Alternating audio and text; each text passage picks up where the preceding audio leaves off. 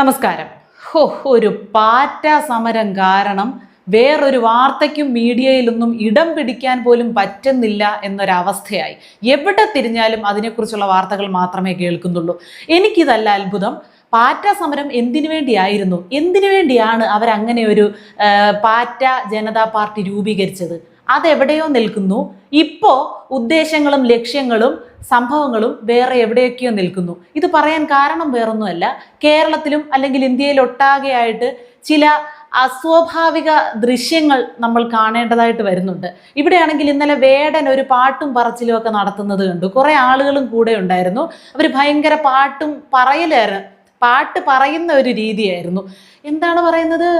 നമ്മുടെ പ്രധാനമന്ത്രി ചാണകം തീനിയടാ, അത് നമ്മുടെ വിധിയടാ, നമ്മൾ എന്ത് ചെയ്യാനടാ എന്നൊക്കെ പറഞ്ഞ് എന്തൊക്കെയോ വരികൾ ഒരുപാട് സൂക്ഷ്മമായി നിരീക്ഷിച്ചുകൊണ്ട് ഒരുപാട് ചിന്തിച്ചിരുന്ന് എഴുതി തയ്യാറാക്കി ഈണമൊക്കെ പകർന്ന വരികളാണെന്ന് തോന്നുന്നു. കഷ്ടപ്പെട്ടൊക്കെ പാടുന്നത് കേട്ടു.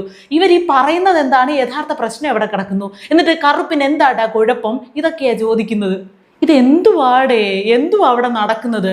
നീറ്റ് പരീക്ഷാ ക്രമക്കേടുമായി ബന്ധപ്പെട്ട് പരീക്ഷാ ചോദ്യപേപ്പർ ചോർന്നതിലുള്ള പ്രതിഷേധത്തിന് വേണ്ടിയിട്ടാണ് അവിടെ എല്ലാവരും കൂടെ ഒന്നിച്ചു കൂടിയതെന്ന് പറഞ്ഞു. വിദ്യാഭ്യാസ മന്ത്രി രാജിവെക്കണം, അതായിരുന്നു അവരുടെ ഏക ആവശ്യം. ഇപ്പൊ ആവശ്യങ്ങൾ കൂടി വരുന്നുണ്ട്. പോലീസുകാർ മാപ്പ് പറയണം, പ്രധാനമന്ത്രി മാപ്പ് പറയണം, പാർലമെന്റിൽ ചർച്ചയ്ക്ക് വെക്കണം, വിദ്യാർത്ഥികളോട് മാപ്പ് പറയണം പ്രധാനമന്ത്രി. ഇങ്ങനെ ആവശ്യങ്ങൾ ഉയരുന്നുണ്ട്. ഇതിനിടയ്ക്ക് നമ്മൾ കാണാതെ പോകുന്ന എത്രത്തോളം കാഴ്ചകളുണ്ടെന്നറിയാമോ? ആദ്യം തന്നെ ഞാൻ പറഞ്ഞേക്കാം, ഞാനൊരു സംഖ്യയല്ല. ഇനി അങ്ങനെ പറഞ്ഞാലും കുഴപ്പമൊന്നുമില്ല. പറഞ്ഞ് ഞാൻ മടുത്തു. എങ്ങനെ വേണമെങ്കിലും കണക്കാക്കിക്കോ. ഒരുത്തൻ പാൻറിന്റെ സിബ് അഴിച്ച് കാണിക്കുകയാണ് വീഡിയോ പിടിക്കുന്ന സമയത്ത്. പോലീസുകാരെ കല്ലെറിഞ്ഞുകൊണ്ടിരിക്കുന്നു. അതിൻ്റെ ഇടയ്ക്ക് വീഡിയോ എടുക്കാൻ ചെന്നപ്പോൾ അവൻ പാൻറിന്റെ സിബ് അഴിച്ച് കാണിക്കുകയാണ് മീഡിയയെ. അങ്ങനെ പ്രതിഷേധിക്കുന്ന കുറേ എണ്ണം. പിന്നെ കേരളത്തിൽ വയനാട്ടിൽ നിന്ന് ഒരുത്തൻ അങ്ങോട്ട് പോയി. അവിടെ ചെന്നപ്പോൾ എന്തിനാണ് നാട്ടിൽ നിന്ന് ഇവിടേക്ക് വന്നത്, ഈ പ്രക്ഷോഭത്തിൽ പങ്കെടുക്കാൻ കാരണം എന്താണെന്ന് ചോദിച്ചപ്പോൾ അവൻ പറയുകയാണ്, ഖുറാനിലെ ഏതോ ഒരു അധ്യായത്തിൽ പറയുന്നുണ്ട് അവസാന കാലത്ത് ഇങ്ങനെ പ്രാണികളും പാറ്റകളും ഒക്കെ നുഴഞ്ഞു കയറും, അത് ലോകാവസാനത്തിന്റെ ലക്ഷണമാണ്. അതുകൊണ്ട് ലോകാവസാനം നേരിട്ട് കാണാൻ വേണ്ടിയിട്ട് അവൻ വയനാട്ടിൽ നിന്ന് പായും ചുരുട്ടിക്കെട്ടി ഡൽഹിക്ക് വിട്ടിരിക്കുക. എന്തൊക്കെ കാണണം! അതുകൂടാതെ വനിതാ മാധ്യമ പ്രവർത്തകരെ ഈ പാറ്റ ജനതാ പാർട്ടിയിലെ പ്രവർത്തകരൊക്കെ കയ്യേറ്റം ചെയ്യുന്ന ഒരു കാഴ്ച, അതും കാണേണ്ടി വന്നു. അവരെ കൊണ്ട് വാർത്ത കൊടുക്കാൻ സമ്മതിക്കുന്നില്ല, കാര്യങ്ങൾ പറയാൻ സമ്മതിക്കാതെ അവരുടെ കഴുത്തുൾപ്പെടെ പിടിച്ച് അമർത്തി അവരെ വലിച്ചുകൊണ്ട് പോകുന്ന ഒരു കാഴ്ച. നമ്മുടെ ട്രെയിനുകൾക്ക് കല്ലെറിയുന്നത്, നമ്മുടെ പൊതുമുതൽ നശിപ്പിക്കുന്നത്, പോലീസ് വാഹനങ്ങൾ നശിപ്പിക്കുന്നത്, അങ്ങനെ ഒരുപാട് കാഴ്ചകൾ. അതൊക്കെ ഇന്നലെ ഞാൻ സൂചിപ്പിക്കുകയും ചെയ്തു. അതുകൂടാതെ വേറെയും ചില സംഭവങ്ങളൊക്കെ അരങ്ങേറിയിട്ടുണ്ട്. നമ്മുടെ പട്ടാളക്കാരെ പച്ചയ്ക്ക് തെറി പറയുകയാണ് ഹിന്ദിയിൽ വിവരദോഷികൾ. പട്ടാളക്കാരാരാണടാ ഉവ്വേ? പാകിസ്ഥാനും ഇന്ത്യയും തമ്മിൽ വലിയൊരു യുദ്ധം നടക്കാൻ പോകുന്നു, കടുപ്പത്തിലുള്ള ഒരു യുദ്ധത്തിന്റെ സാഹചര്യമായി എന്നൊക്കെ ഒരു വിധത്തിൽ വരെ നമ്മുടെ രാജ്യം വന്നായിരുന്നു. ആ സമയത്ത് പോലും എല്ലാവരും കൈ രണ്ടും ചുരുട്ടി മുട്ടിന്റെ ഇടയിൽ വെച്ച് തിരികെ വെച്ചുകൊണ്ട് സുഖമായിട്ട് കിടന്നുറങ്ങിയല്ലോ. എന്തുറപ്പിലാണ്? നമ്മുടെ പട്ടാള വീരന്മാരുണ്ട് എന്ന ഉറപ്പിൽ, ഇന്ത്യ എന്ന രാജ്യത്താണ് നമ്മൾ ജീവിക്കുന്നത് എന്ന ഉറപ്പിലാണ് അങ്ങനെ കിടന്ന് സമാധാനമായിട്ട് ഉറങ്ങിയത്. എത്രയോ വിധവകൾ ഉണ്ടാകുന്നു, എത്രയോ കുഞ്ഞുങ്ങൾക്ക് അച്ഛന്മാരില്ലാതെയാകുന്നു, അമ്മമാരില്ലാതെയാകുന്നു. ഈ പട്ടാളത്തിലൊക്കെ ഈ യുദ്ധം നടക്കുന്ന സമയത്തൊക്കെ പട്ടാളക്കാർ എത്രയോ പേർ വീരമൃത്യു വരിക്കുന്നു. ആർക്ക് വേണ്ടിയാണ്? നമ്മുടെ രാജ്യത്തിന് വേണ്ടി, നമ്മുടെ രാജ്യത്തിന്റെ സുരക്ഷയ്ക്ക് വേണ്ടി. അവരെ പച്ചയ്ക്ക് തെറി വിളിക്കുന്നത് എന്താവശ്യത്തിനാണ്? നീറ്റ് പരീക്ഷയുടെ ചോദ്യപേപ്പർ ക്രമക്കേടുമായിട്ട് അല്ലെങ്കിൽ പരീക്ഷാ നടത്തിപ്പിലെ ക്രമക്കേടുമായിട്ട് ബന്ധപ്പെട്ട് മിലിറ്ററിക്കാരെ തെറി വിളിക്കുന്നതിനാ. അതുകൂടാതെ ആർട്ടിക്കിൾ 370 തിരികെ കൊണ്ടുവരണം, കാശ്മീരിന് പ്രത്യേക പദവി പരിഗണിക്കണം, പ്രത്യേക പദവി നൽകണം. ഇതൊക്കെ എന്തിനാണ് ഇപ്പോൾ പറയുന്നത്? സീതയ്ക്കും ശ്രീരാമനും ചീത്തവിളി, ഹിന്ദു ദൈവങ്ങൾക്ക് ആകമാനം ചീത്തവിളി. എന്താണ് കാര്യം? മനസ്സിലാകുന്നില്ല. അപ്പൊ ഇവരുടെ ഉദ്ദേശം എന്താണ്? ഈ പാർട്ടി രൂപീകരിച്ച എന്തിനു വേണ്ടിയാ? യുവാക്കളെ ഒന്നിച്ചുകൂട്ടി യുവാക്കളുടെ ആവശ്യങ്ങൾ ചോദിച്ച് വാങ്ങിക്കുന്നതിന് വേണ്ടിയിട്ട് ഇങ്ങനെ ഒരു പാർട്ടി ഉണ്ടാക്കി. ശരി, സമ്മതിച്ചു, കൈയടിച്ചു. അവരെല്ലാവരും കൂടെ ഒന്നിച്ചുകൂടി ഈ പരീക്ഷാ ക്രമക്കേടുകൾ ഇങ്ങനെ തുടർച്ചയായിട്ട് നടക്കുന്നതിനെതിരെ അവർ പ്രക്ഷോഭം സംഘടിപ്പിച്ചു. അതും ശരി, അതുമായിട്ട് ബന്ധപ്പെട്ട കാര്യങ്ങളല്ലേ തുടർന്ന് അവർ നടത്തേണ്ടിയിരുന്നത്. ഇതിപ്പോ എന്തൊക്കെയാ പറയുന്നത് കാണിക്കുന്നതെന്ന് അവർക്കൊരു പിടിയില്ല. സംഗതി ഇവരുടെ കൈവിട്ടു പോവുകയും ചെയ്തു. രാഹുൽ ഗാന്ധി ആണെങ്കിൽ ഓരോ സംസ്ഥാനത്തിന്റെ മുഖ്യമന്ത്രിമാരെ വരെ അതീവ സൂത്രശാലിയാണ് രാഹുൽ ഗാന്ധി. എല്ലാവരെയും തന്ത്രപരമായിട്ട് അവിടേക്ക് വിളിച്ചുകൊണ്ട് പോയി.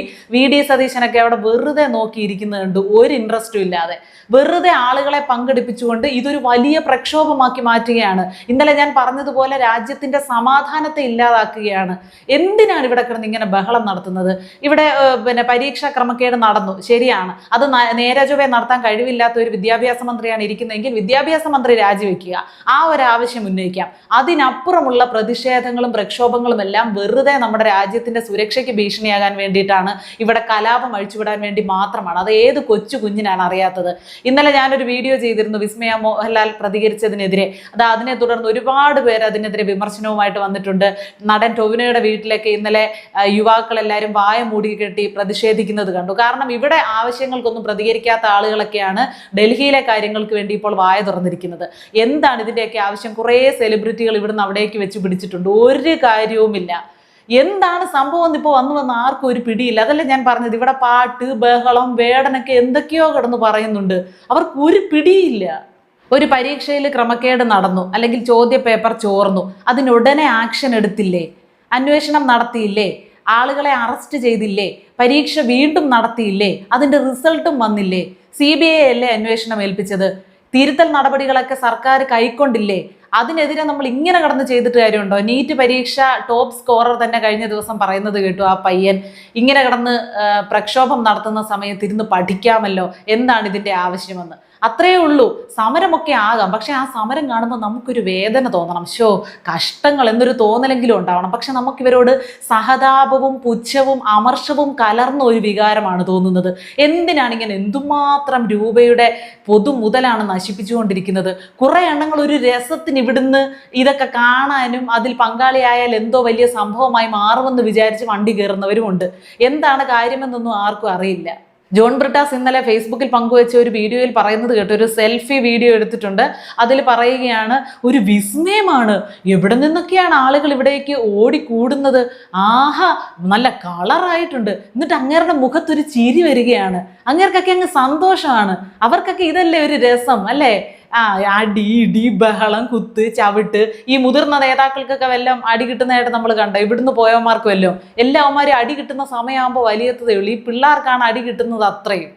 ഇവരെ വിദ്യാർത്ഥികളെന്ന് വിളിക്കാൻ പറ്റുമോ എന്ന് എനിക്കറിയാത്തത്. വിദ്യാർത്ഥികളുടെ സമര രീതി ഇതാണോ? പ്രതിഷേധിക്കേണ്ടത് ഇങ്ങനെയാണോ? ജനാധിപത്യ സമരം, ഒരു ജനാധിപത്യ രാജ്യത്ത് ജനാധിപത്യപരമായി പ്രതിഷേധിക്കേണ്ടത് ഇങ്ങനെയാണോ?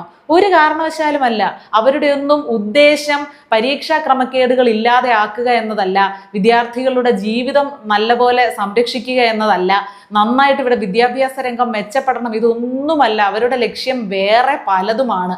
അതെന്താണെന്നറിയാതെ അതിൽ പെട്ടുപോകുന്ന കുറെ പേരുമുണ്ട്. ഇത് അറിഞ്ഞുകൊണ്ട് തന്നെ ഇത് മുതലെടുക്കുന്നവരുമുണ്ട്. കേരളത്തിൽ ഇന്നിപ്പോൾ വിദ്യാഭ്യാസ ബന്ധമൊക്കെ പ്രഖ്യാപിച്ചിരിക്കുന്നു. എന്താവശ്യത്തിനാണ്? എന്ത് പ്രയോജനത്തിനാണ്? കഴിഞ്ഞ ദിവസം ഫുട്ബോൾ മത്സരം കാണുന്നതിന് വേണ്ടിയിട്ട് ഒരു ദിവസം അവധി പ്രഖ്യാപിച്ചു. അതിനൊക്കെ ഞാൻ എതിരാണ്. ഫുട്ബോൾ പ്രേമികളൊക്കെ വന്ന് ചീത്ത വിളിച്ചേക്കാം. എന്തായാലും ഇന്ത്യക്ക് സ്വന്തമായിട്ടൊരു ടീമില്ല, അത് പോട്ടെ. ഇങ്ങനെ ഫുട്ബോളിനും ക്രിക്കറ്റിനും അതിനും ഇതിനൊക്കെ അവധി കൊടുത്ത് പിള്ളേരുടെ ദിവസങ്ങൾ വെറുതെ, പഠിക്കാനുള്ള ദിവസങ്ങൾ വെറുതെ കളയുന്നത് എന്തിനാ? എന്നിട്ട് ആഴ്ചയുടെ അവസാനമാകുമ്പോഴത്തേക്കും ഒരു വെള്ളിയാഴ്ച കഴിഞ്ഞാൽ ശനിയാഴ്ച ദിവസം വീണ്ടും ക്ലാസ് വയ്ക്കും ഇതിന് പകരമായിട്ട്. അങ്ങനെ എന്തിനാണ്? അങ്ങനത്തെ സങ്കീർണതകളൊന്നും ആവശ്യമില്ലല്ലോ. അങ്ങനെ ക്ലാസ് കട്ട് ചെയ്ത് സ്കൂളിന് അവധിയൊക്കെ കൊടുത്ത് കണ്ട ടീമിൻ്റെയൊക്കെ ഫുട്ബോൾ മത്സരം കാണേണ്ട കാര്യമുണ്ടോ? എന്ന് പറഞ്ഞതുപോലെ വിദ്യാഭ്യാസ ബന്ദ് നടത്തുകയാണ്, പഠിപ്പ് മുടക്കുകയാണ്, അവിടെ കിടന്ന് പാറ്റുകൾ എഴയുന്നതിന്. എന്താവശ്യത്തിനാണ്? ഒന്ന് ചിന്തിച്ചാൽ നമുക്ക് കാര്യങ്ങളൊക്കെ മനസ്സിലാകാവുന്നതേ ഉള്ളൂ. ഇതിനെതിരെ പ്രതിഷേധിക്കുന്ന അല്ലെങ്കിൽ പ്രതികരിക്കുന്ന ആളുകളൊക്കെ സംഘികളാണെന്ന് പറഞ്ഞ് നമ്മൾ മുദ്ര കുത്തിയിട്ട് കാര്യമില്ല. കാര്യമായിട്ടുള്ള കാര്യങ്ങളാണ് പറയുന്നത്. ഇതിനെയൊക്കെ പ്രോത്സാഹിപ്പിച്ചു കഴിഞ്ഞാൽ, ഇതിനെയൊക്കെ അനുകരിച്ചുകൊണ്ട് ഒരുപാട് സംഭവങ്ങൾ നമ്മുടെ നാട്ടിൽ ഇനിയും വരും. ഇതിനൊക്കെ നമ്മൾ ആവശ്യമില്ലാത്ത ഹൈപ്പ് കൊടുക്കരുത്, പരിഗണന കൊടുക്കരുത്. അത് മാത്രമേ വീണ്ടും വീണ്ടും അഭ്യർത്ഥിക്കാനുള്ളൂ.